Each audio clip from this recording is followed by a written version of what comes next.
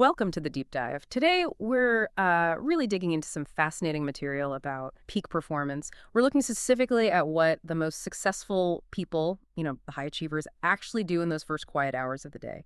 We've synthesized habits from across our sources, and if you're listening, you're probably curious, right?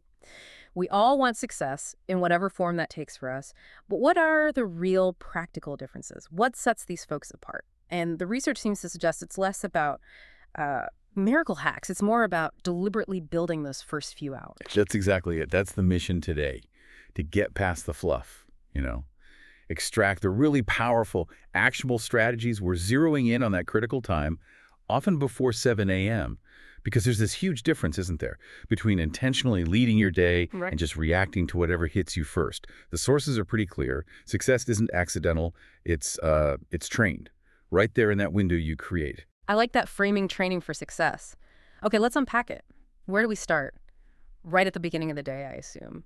The sources really hammer home this idea of intentionality. It's not just about waking up early. No, it's about starting with purpose, conscious purpose. And often that purpose starts with silence, discipline. The sources are really specific here. Before the noise of the world rushes in, they create internal space. They actually call it leadership of the mind, which is powerful. Leadership of the mind. Yeah, Yes. because if you let the chaos in, first the emails, the news alerts, social media, that you've basically given up that leadership for the day, you're reacting from minute one. That's a really striking idea because for so many of us, grabbing the phone is, well, it's almost automatic. So what does this silence actually look like? Are we talking full-on meditation for everyone? No, not necessarily. Not at all, actually. The sources stress flexibility, Right. but within a definite structure. Silence could be meditation, sure, but it could just be slow breathing, maybe journaling, or simply sitting quietly with coffee. The key thing is the lack of information input. That's crucial. Many successful people carve out that first 30 minutes totally phone-free, no email. It's about letting the brain be deliberate, think clearly, instead of just, jumping straight into other people's demands in that stress cycle. Okay, that makes sense for mental prep. But what about the listener thinking, look, I can barely get out the door on time. 30 minutes of silence. What's the absolute core takeaway there? The core is presence. Just present. There was this one anecdote, a CEO who just spends 10 minutes watching the sunrise, not thinking about work, just noticing the light change. Like an anchor. It teaches your brain that you set the pace, not the pings and notifications. Starting with silence makes you intentional. Starting with noise, you're just reactive all day. It really sets the mental tone. So they ground themselves first, find that inner calm. Then what? How do they shift from that stillness into, well, generating energy for the day? The next big step, almost always mentioned, is movement. Physical movement before 7 a.m. And let's be really clear here. Yeah. This isn't primarily about hitting a new personal best in the gym. It's about building momentum. Yeah. Unbeatable momentum. That's interesting. So the psychological kickstart is maybe even more important than the physical benefit first thing? I think so, yeah. Yeah. At that point in the day, absolutely. The movement itself could be quick yoga, a brisk walk, even just 20 push-ups. It sends this powerful signal. It tells your nervous system, okay, I'm up, I'm capable, I'm in charge here. Now, functionally, yes, exercise does the good stuff. Endorphins, blood flow, better focus, we know that. But the really crucial insight for making it stick, successful people rely on structure, not on how they feel that morning, not on motivation. But what if you genuinely hate exercise? Like if I despise running, how does relying on structure work? Wouldn't I just resent it? Yeah, that's the sticking point for many, Right. And the sources tackle this directly. Motivation, well, it comes and goes. It's famously unreliable. Structure takes motivation out of the equation. They don't see the movement as exercise they might feel like doing. They see it as a non-negotiable keystone habit, Keystone habit, meaning? meaning it's the habit that unlocks the rest. It holds up the arch of the day. If they skip it, the whole day feels a bit unstable, off-kilter. So they move because it's part of their operating system, not because they woke up feeling peppy. And that mental shift from optional activity to mandatory launch sequence, that seems to be the key difference for consistency. Structure over emotion. Okay, that really clarifies the difference between just surviving the morning and actually commanding it. And it leads nicely into the next trait, which is about action. This idea of prioritizing progress, not waiting for perfection. Exactly. That's the mindset put into practice. High achievers get that taking small, consistent steps, even if they're not perfect steps, builds way more value long-term. It beats waiting around for the perfect plan or the ideal moment, which, let's be honest, rarely comes. Right. It's the classic antidote to procrastination or getting stuck in analysis paralysis. Totally. Think about it, endlessly tweaking a presentation slide, refining a business plan forever. That's often just inaction pretending to be preparation. These folks seem to realize that growth requires feedback, and you only get feedback by, well, doing something, executing. They aim for that 1% better each day, knowing it compounds like crazy over time. Okay, so mind secured, body activated, action mindset engaged. Now they focus on what they're going to do. And this is where things get really strategic, right? Yeah. Managing that one resource you can't get back, time. Yes. Fiercely guarded time. They know it's non-renewable, and they guard it like gold. It goes beyond just basic time management, though. It's really about managing leverage. What activities give the biggest return? Leverage. So they don't just prioritize what seems important. They prioritize the high leverage stuff, the things that create the most impact or value. Which means, crucially, they become masters of saying no. Ah, the power of no. Easier said than done sometimes. Oh, for sure. But they don't hesitate. Meetings, requests, projects that aren't aligned with their top priorities, they decline. Politely, maybe, but firmly. Their morning structure helps them stay, as one source put it, on top of all the important matters. Because they focus maybe 80% of that early energy on the vital 20% of tasks. You know, the Pareto principle in action. But how do they keep that focus, especially in high-pressure jobs where fires are constantly erupting? How do they shield those high-leverage tasks? Through what the sources call ruthless clarity and planning. But it's not complicated planning, it's simplified planning. It boils down to identifying the three main things, just three. 3 things for the whole day. Three things that absolutely must get done that day to genuinely move the needle, not a laundry list of 30 items. 3 critical priorities. This intense focus, it cuts down decision fatigue massively. It boosts execution. Because even if the afternoon descends into chaos, if you've controlled your morning and nailed those top 3 high-leverage items first, you've already won the day's biggest battles.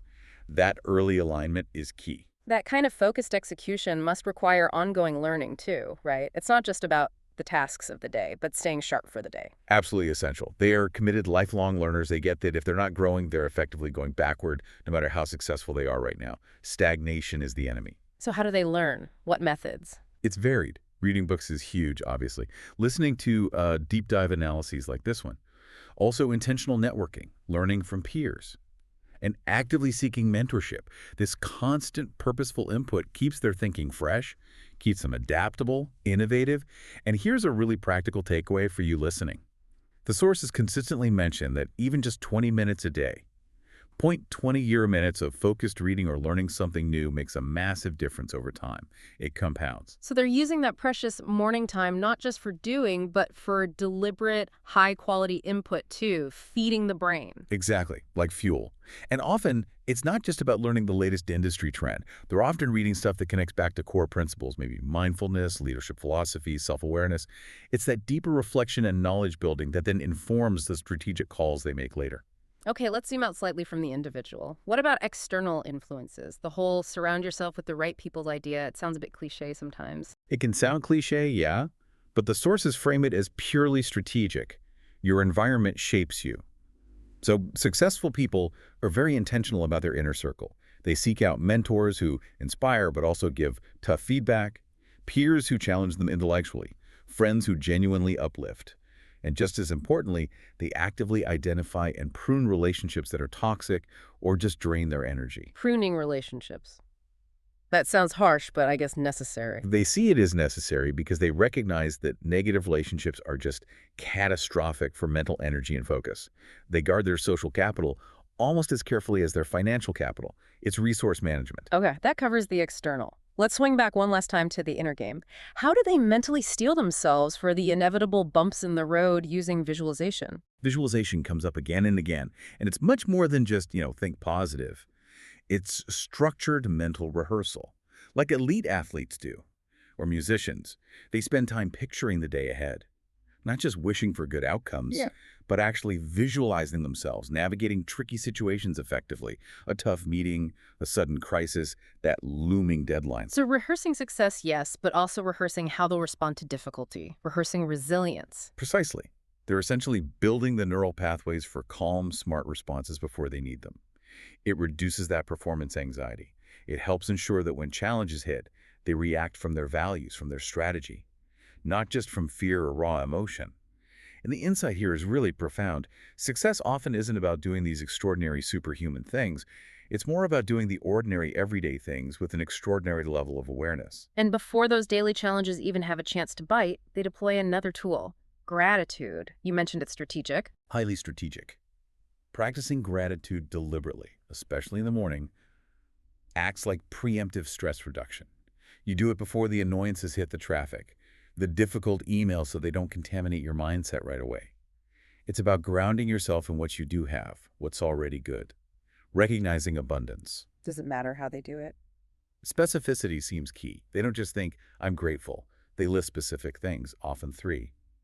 And really concrete things, sensory details, the smell of the coffee, hearing my kids laugh, this chance to work on this project. This practice literally rewires the brain over time to spot resources, to see opportunity, which boosts resilience when small things go wrong. I also found the idea of small rituals interesting, the ones that protect energy. You mentioned Smithy. Yeah, Smithy, from Buddhist tradition. Mindful remembrance. It's about using small, deliberate acts of care as anchors. It's not about being neurotically tidy or anything. It's things like making the bed properly, slowly brewing that coffee by hand, maybe organizing their desk just so before starting work. How does that protect energy? These little rituals, done mindfully, signal internal order to the brain, control amidst potential chaos. That feeling of internal order is like a foundation for tackling external challenges. It conserves cognitive energy for the bigger tasks. And the final piece that seems to tie all these habits together, the silence, the structure, the planning, the visualization, is connecting with real meaning, not just motivation. That's the bedrock. Motivation, as we said, it waxes and wanes. It's fickle, meaning endures. So in that early morning quiet, they reconnect with their why this work, who does it serve, what's the deeper purpose. This ensures that tasks they tackle aren't just items on a list. They become acts of alignment, driven by purpose, not just obligation. It shifts focus from chasing productivity for its own sake to creating something meaningful. Okay, so we've covered a lot. Silence, movement, ruthless clarity on priorities, specific gratitude, managing influences, visualization, meaning. For you, the listener, who might be feeling a bit overwhelmed right now, what's the absolute fundamental secret holding all this together? The real secret, honestly, and maybe the toughest part, it's repetition and consistency. It's not about intensity. Doing one intense 90-minute workout doesn't change much long term. Doing 10 minutes of focused silence or movement every single day, that changes everything. Success is trained in those quiet hours before 7 a.m. because that's the time you can control, before the world's demands take over. That consistency builds compound interest in focus, in clarity, in energy. And maybe here's a final thought, something provocative for you to chew on. The sources strongly suggest that happiness and success aren't two different roads you have to choose between. They actually grow from the same soil, which is self-discipline guided by mindfulness. So ask yourself, if you could integrate just one of these habits starting tomorrow morning, maybe that 20 minutes of learning, or just nailing down those 3 priorities, how might aligning your discipline with that kind of intentional clarity start paving your road to success? A great question to end on. Take that challenge with you. Pick one small intentional habit from this deep dive. Try it consistently and just notice. Notice how mastering that first hour might start to reshape your entire day.